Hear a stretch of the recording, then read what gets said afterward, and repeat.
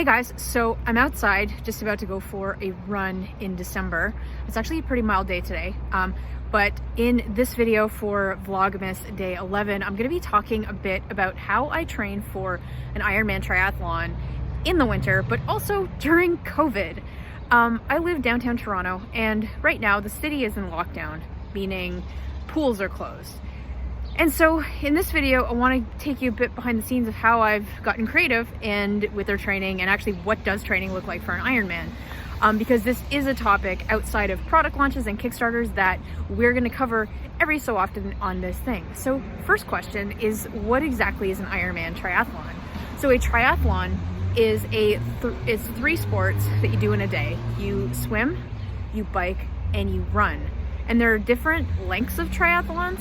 The Ironman is one of the biggest and longest triathlons you can do on the planet until you're getting into like the Ultraman, etc. But I'm not crazy enough to go there. So the Ironman is a race that I did in Florida 3 years ago. And it starts off with a 2.4 mile swim. It then goes to a 112 mile bike ride. And then you finish it off with a marathon, which is 26.2 miles. So just to put that into perspective, the sun was setting. So the sun was coming up when I got in the water that morning, and the sun was setting by the time I started my marathon. And the sun set around 5 o'clock at that point, but just goes to show it was a long day. And my time on the first time I did this was 15 hours and 14 minutes, which I was very proud of. And so now what I'm doing is I am signed up and training for my second Ironman this year in Mont Tremblant. And so the issue with the Ironman is that, like all endurance races and all events, just 2020 was canceled. So I was registered for the Ironman this year, and it just got canceled. And so they deferred everyone to 2021. And so now, even though it's not like a sure thing if the race is actually going to happen, I'm still training for an Ironman because I would rather train and have the option of doing it and have it get deferred again versus just saying, I'm not going to do it, right? So that's what an Ironman is. Why am I doing an Ironman? Doing an Ironman because I'm crazy? No, but I find that as an entrepreneur, having something outside of work that has a structure and is positive that you can do with friends is really great. And for me, the Ironman was just like, while training hours are long, like in peak season, you're looking at training 20, 25 hours a week. So why am I at the gym like a part-time job? Well, it's because I love the balance and the structure it brings into my life, and it helps keep me accountable to my health. So that's exactly why I've chosen to do it. And I'd love to see, like, what's your version of my Ironman in the comments. And of course, I didn't just start doing Ironmans. I did my first marathon back about 6 years ago. So this is something I've like gradually built up to. And after I completed each race, it just seemed like no shorter distance would get me off the couch. So here I am, being the crazy girl that runs a business and does Ironmans. So there's that. So the first sport I'd like to talk about today, I'm actually going to do the triathlon in reverse in this video. So I'm going to start with a run this morning. And let's talk a little bit about what a training schedule looks like. So at this point, I'm in December and the race is in August. So come January, it's 8 months, 8 months to train for the race. And so the way that you train for an Ironman, you can do it when you commit in about 6 to 8 months. And the first 3 months, the first 3 months of training is all about getting that base. So it's all about doing 5 10K runs.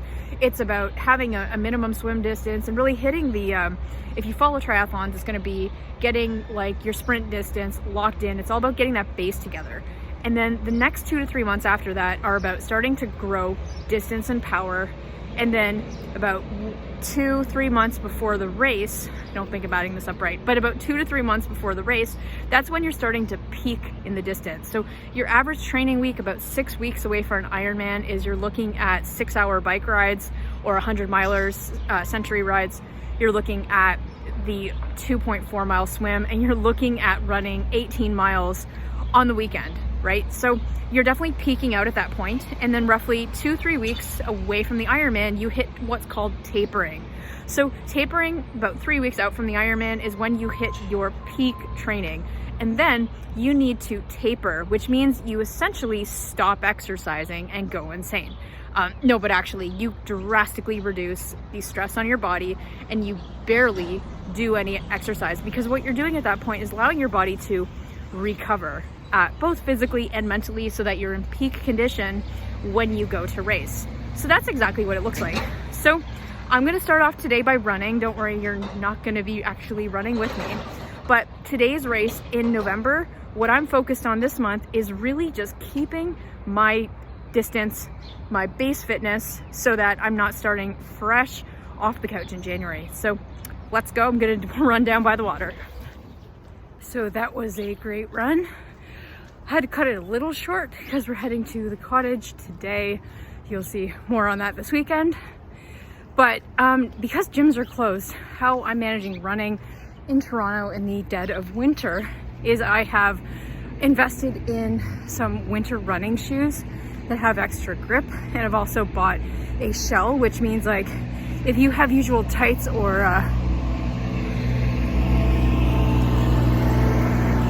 cold weather running pants, you put those under a windproof shell and it helps like insulate you.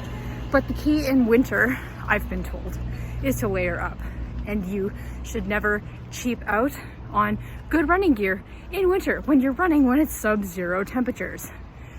But a story for another day. This is actually gonna be my first winter running outdoors, so this will be interesting. So let's actually transition to how I'm handling the bike when gyms are closed and weather's a little cold. Hey, wow, super sweaty. But guys, before I get on to phase 2, which is the bike, I just want to say, if you're new to my channel, thank you for watching. This is a one-off video. We cover usually products, launches, e-commerce, Kickstarter, and brand building, essentially. So if you are interested in that kind of stuff because you are launching a product, then be sure to subscribe. We release content regularly, and like this video.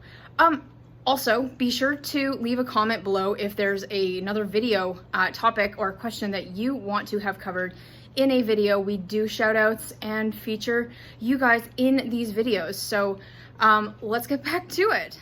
All right, so as we are in December now, of course I would be cycling outside if it weren't too cold. But in the winter, us northern folk, this is what we have to do to train inside. So I'm using the Kurt Kinetic indoor bike mount. So essentially I'm able to bike in one spot, essentially creating my own Peloton setup, if you're familiar with Peloton. But what I do for bike workouts, at this point, I'm only doing about 60 to 90 minute rides. So what I do is I got into the Peloton classes really when COVID started, because they were offering a 90-day free trial. And so I just thought, well, this is a no-brainer. Instead of just cycling and watching Netflix, I was able to be involved in an engaging class. So my setup is I show it on the TV here. I move the bike into the middle on this mat and I bike. And there's a few other programs that I switch between in the winter. Zwift is one, so it's a virtual riding game where you can like race and ride against people all over the world. Super cool. If there's something else you use because you're cycling indoors, let me know in the comments. But outside of the bike at this point, I do clip in, so it's like the exact same setup I have when I am biking outside, except it's just in one spot. And outside of that, I'm really inconsistent with this, but it's my goal this year to do one strength training exercise per week, because when you do strength training, it will reduce your injury. And the reason is that when you're a triathlete or doing any sport excessively, it's going to train specific muscle groups, and then there's going to be an imbalance between those muscles being used and the rest of your body. So you want to do like a full body, live downtown, so sirens are a thing, but there will be a like a full body workout to really help give you a holistic strength approach, right, with training, and reduces injury and helps aid recovery and all around makes you a stronger athlete. So strength training is a must. And of course, I just throw on like a YouTube video or Peloton, just like that. All right, so the bike was pretty straightforward. I just sit on that thing and I try not to get bored. So entertain myself through different programs like Zwift or Peloton or whatever. So the third one is the most interesting sport, which is swimming.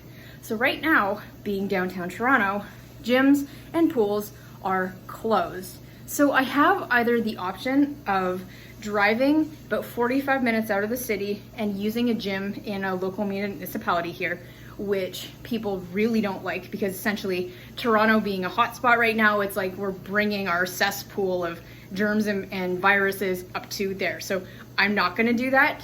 I am healthy, but not gonna do that to a municipality. So that leaves me with no other option but my personal swimming pool.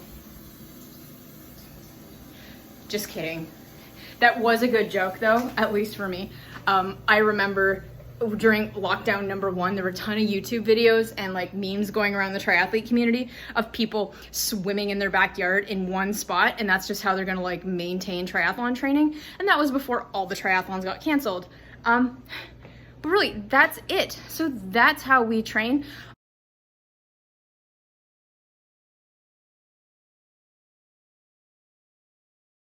Let me know if you like this sort of video and if you want to follow me along on my training journey over the next 8 months to see like what it looks like, what are some tips, what I'm doing for nutrition and stuff like that. Of course, this is not the main aim of this channel. The main aim of this channel is to help you build your brand online and launch a physical product. But I do believe that I really want to share behind the scenes with like other things that I'm doing to make me a more effective entrepreneur so that I can pass that on to you.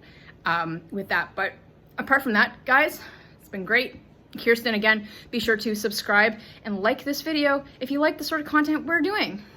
So do below, and I'm gonna go have a shower because I'm feeling really sweaty. So anyway, see you tomorrow. Bye.